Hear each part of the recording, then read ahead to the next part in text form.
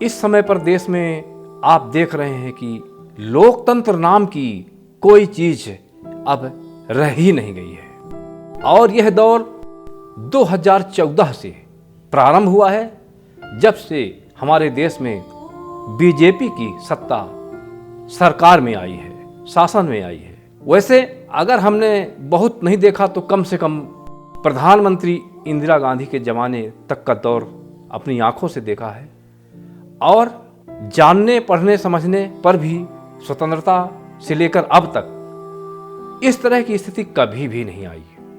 इस समय पर जो स्थिति आ गई है, शायद देश बर्बाद हो जाएगा, नष्ट हो जाएगा और देश के लोग गुलाम हो जाएंगे, देश गुलामी के जंजीरों में जकड़ जाएगा, देश की लोगों की स्थिति जेल से भी बदतर हो जाएगी। आप देख रहे हैं अभी एक ताजी घटना है, चंडीगढ़ में मेयर का चुनाव हुआ, जिसमें आप सभी ने देखा है कि बीजेपी ने जबरन सत्ता हथियाई है, जबरन सत्ता छीन ली है। जब से इंडिया गठबंधन तैयार हुआ है, तब से इंडिया की राजनीतिक स्थिति बहुत अच्छी चल रही है, लोग बहुत पसंद कर रहे हैं। और इसी के तारतम्य में चंडीगढ़ के मेयर पद पर चुनाव लड़ने के लिए इंडिया गठबंधन के कांग्रेस और आम आदमी पार्टी ने मिलकर के अपना उम्मीदवार खड़ा किया था।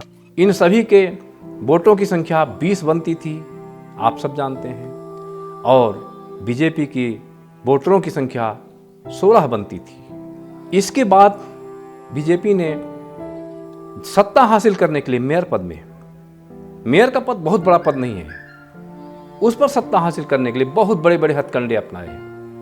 पहले तो ऑपरेशन लोटस चलाया, जिससे इंडिया गठबंधन के कुछ वोटरों को अपने पक्ष में लिया जा सके, परंतु इंडिया गठबंधन के वोटर जो 20 थे वो टूट नहीं पाए और चुनाव का दिवस आ गया।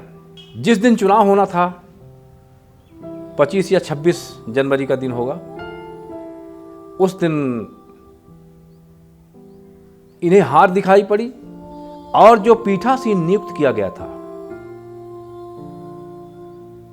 चुनाव के टालने के लिए, उन्होंने पीठासीन ऑफिसर को बीमार बता दिया और चुनाव स्थगित कर दिया। दोस्तों, ऐसा नहीं होता, चुनाव स्थगित नहीं होते। एक पीठासीन ऑफिसर अगर बीमार पड़ जाए तो चुनाव स्थगित नहीं होते।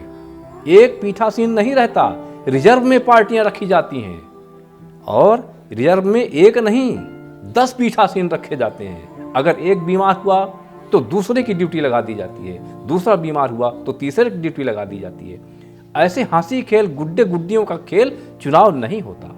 पर एक पीठासीन ऑफिसर बीमार हुआ और चुनाव स्थगित कर दिया गया। यह सब बीजेपी की मंशा का परिचायक है।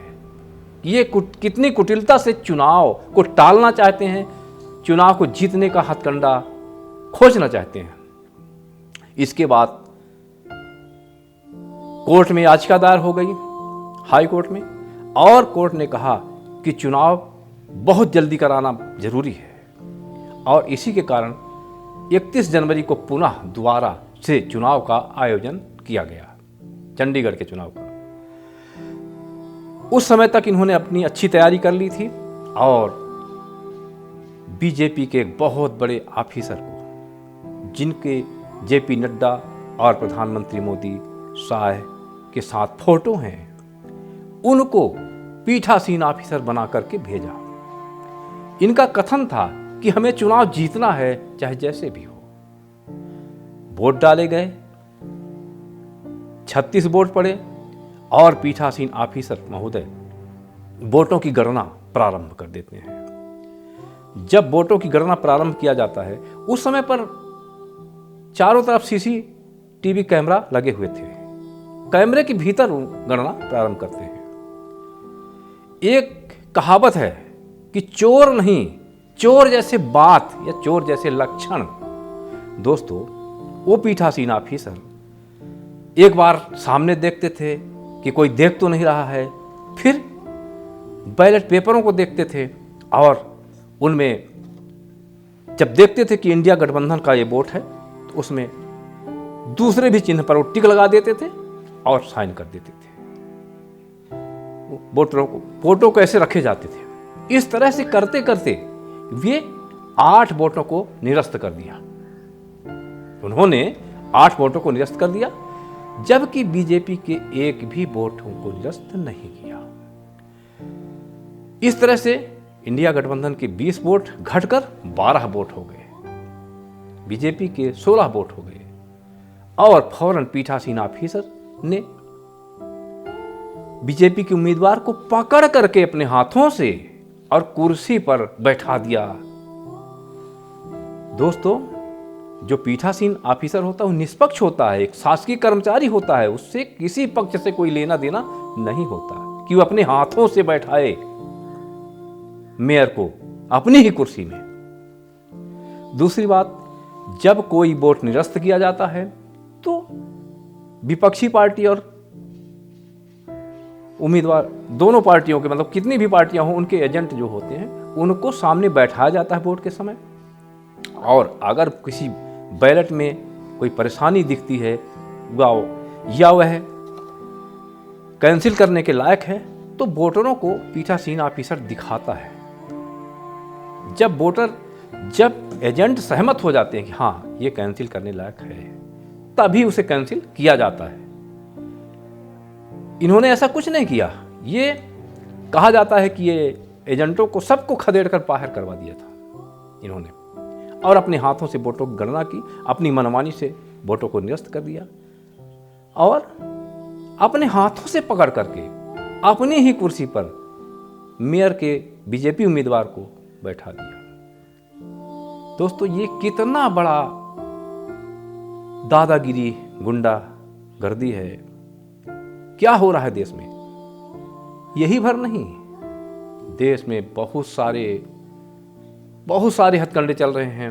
अभी मध्य प्रदेश, राजस्थान, छत्तीसगढ़ का चुनाव हुआ, उसमें क्या हुआ? लोग जन सत्ता परिवर्तन चाहते थे, लेकिन बीजेपी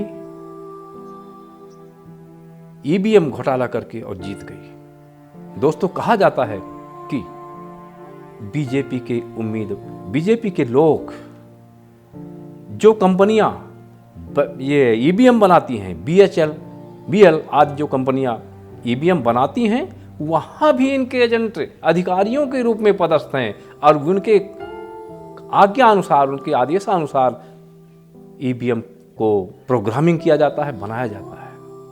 आज हम देख रहे हैं चुनाव आयोग इनके मुट्ठी में है, ED, CBI और यहाँ तक कि सुप्रीम कोर्ट भी अब इनके अंडर में आ चुका है। दोस्तों, इस संकट का निवारण कौन करेगा? वैसे देखते हैं तो चारों तरफ इंडिया गठबंधन की धूम मची हुई है। राहुल की जो भारत जोड़ो न्याय यात्रा चल रही है, उसमें लाखों लोग स्वागत करने के लिए आते हैं, अपने खुशियां जाहिर करते हैं, उनसे मिलते हैं और इस समय पर पूरे देश में इसकी लहर दौड़ गई है। परंतु फिर भी नहीं लगता कि इनके घोटालों और दादागिरी, गुंडागर्दी के सामने किसी का विजय होगा और सत्ता परिवर्तन होगा। यानी अब हमारे देश में वही शासन आ जाएगा जो उत्तरी कोरिया, चीन और रूस में है, और मोदी जी जीवन भर के लिए तानाशाह शासक बन जाएंगे और जनता को बोलने का भी अधिकार नहीं होगा। सारे अधिकार छीन लिए जाएंगे। संपत्ति का अधिकार नहीं होगा, बोलने का अधिकार नहीं होगा, घूमने का अधिकार नहीं होगा। अगर कोई अपोजिट में बात करेगा तो सीधे गोली मार दी जाएगी। वह संकट अब हमारे देश में आने वाला है।